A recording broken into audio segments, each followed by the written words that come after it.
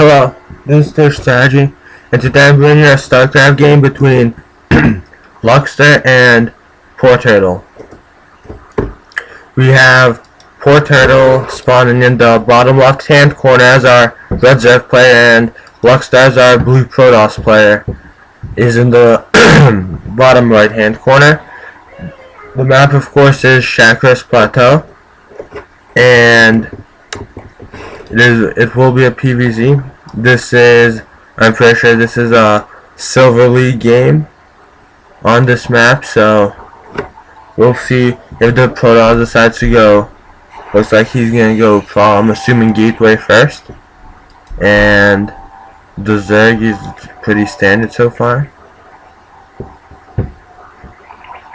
Now, PvZ is really interesting on this map, as normally you see a Forge Fast expand from the Protoss since the ramp is so easy to hold, but looks like Lukkster decided to go for a Gateway first build, so maybe he can put on some early pressure instead of just going for that quick expansion.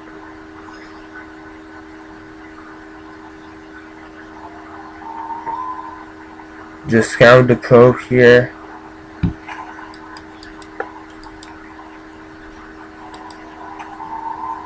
Looks like we have a 12 pool out of our Zerg player here.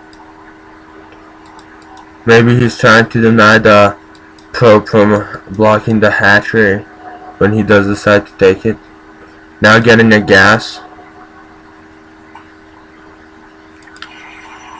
Now let's see.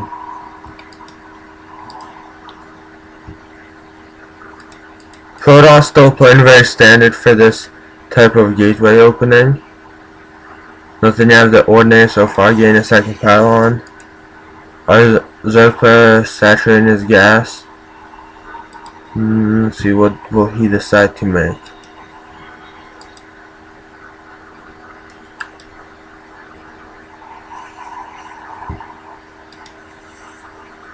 Now, should we find out a cyber? This is an interesting wall off. I would like to have seen the cyber more right here to have just space for that one zealot, but this is an interesting wall off. Taking a second gas now. Looks like it could still be a potential 3-gate expand or 1-gate expand, but taking the second gas this early usually means it will probably be likely a sentry heavy build or a build that involves a robo.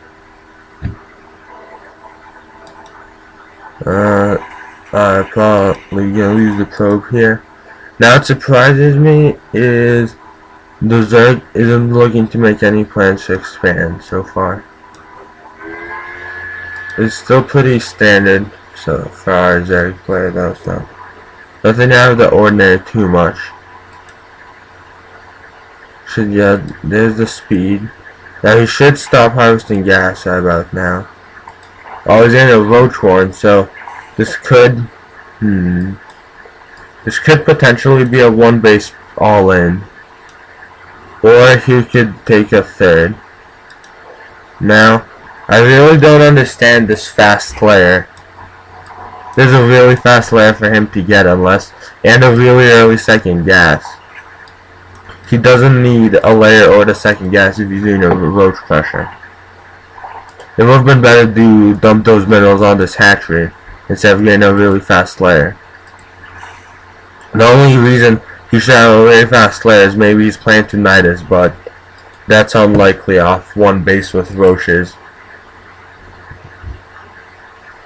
The problem with getting a second gas this early is you're going to be low on minerals and you're going to be floating gas, as we'll probably see once he gets on supply block. But in fact, we will be seeing some Ling roach opening. While in our Protoss player's base we see a 3-gate robo, so this will probably be some really strong pressure coming out from Protoss.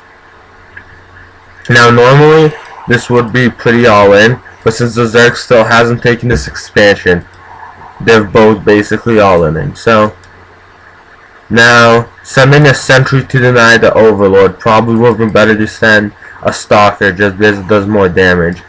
And I don't think this sentry will get the Overlord.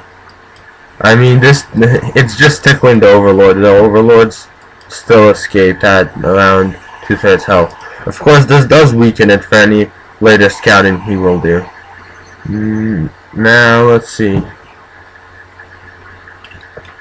Making immortals. So, this will be a sort of immortal push of a cross player. And our Zerg player going for Lynn Roach and taking the expansion. Now, again, like I said with the gas, taking this really early gas geyser gave him a lot of gas. Now he's going for an infestation pit, but he really won't be able to use infested off one base too effectively. He can only make 2 of this amount of gas. So, and this is a really late Lynn Roach pressure. If he did a better build, he could have had this much at around 6:30 instead of 8. If he goes up the ramp of this, his army is going to get completely decimated by these sentries and immortals. Even without any force fields, this army just doesn't really stand a chance right now. Now, if I was a Zerg, I'd just send one Zergling to scout the front, and then I wouldn't run up with my army, because if he runs up with this whole army, he could end up in a really bad position. Oh no! The force field just cut off all the roaches. And now he's just gonna lose all his roaches without doing any damage except this one roach. Now this is a really bad situation for Zerg. He's so much supply down. The only good thing he has going for him is he finally has the second expansion up, but if we look at our units, we're about even in terms of drones and probes. Now he is making a round of drones, which is good, but I really don't know if he can hold this attack that's gonna come out. And now that the Protoss add a 4th gateway, this is looking pretty all in.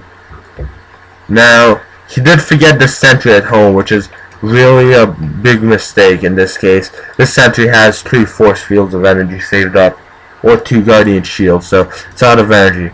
The other thing I'd like to see more of is a little more stalkers. He knows he's going to be dealing with some roaches, so a few more stalkers could have helped. I know stalkers are more expensive than just going Zealot Sentry, but a few more stalkers are definitely effective. Now this build, I find this build a little more common against Terran, the 4-gauge Robo, than Zerg. It works against Zerg pretty well too, because 4 Immortals do one-shot a Spinecrawler, so if the Zerg were to build a Spinecrawler, the 4 Immortals, if focusing it, could one-shot it, which is the reason why this is a good 4 Immortal push. Throwing a little bit of gas here, because probably went so many Zealots. We could see just a big sentry warp, and finally getting some more stalkers, and now forced to warp in a few sentries. Normally we see a few more probes with this, maybe 2 or 3 more would be enough. But I really don't think the Zerg can hold this. Because just looking at their army, just looking at the units, the Zerg just has nothing to hold this. And going up the ramp now, one force field not really doing anything, but the Mortal's not firing. This is just not looking at like good control. But the Guardian Shield goes down, and it looks like all of these forces are going to be cleaned up relatively easily. Immortal's doing massive amounts of damage. Now not doing any damage at all, but still, this looks like game over for our Zerg. Zealot's almost dead, but still doing damage. Hatchery being focused down now. More reinforcements rallying in. Does Poorturtle have an answer for this? And I think the answer is he doesn't. He's way oversaturated on this base. He only has 1 base of production, and he's just so far behind right now. The supply looks even, but that's just because of the drone advantage that Poorturtle has right now. But this really won't end well for him. After one more round, there's a really good decision warping a round of Zuts after seeing all these lanes. And I think it's just going to be GG from here. There's no way he can defend this. He has all these buildings, but he really can't build any units off one base. He can't build Hydras and Infestors off one base effectively. So, I definitely think the Poorturtle shouldn't have taken the second gas and gone as earlier. So that's game, everyone. So this game we saw a pretty unorthodox play from our Zerg player, getting a really fast layer, second gas, doing some linear pressure really late, and then getting an infestation pit and a Hydra then. Definitely should have seen an earlier second base or a more committed all in. If you want to do a Windroach all-in, you shouldn't get the second gas, and you shouldn't get a layer. There's just no reason for it. This one infestor got out, so this structure has been basically no use the whole game. So that's GG, and thanks for watching.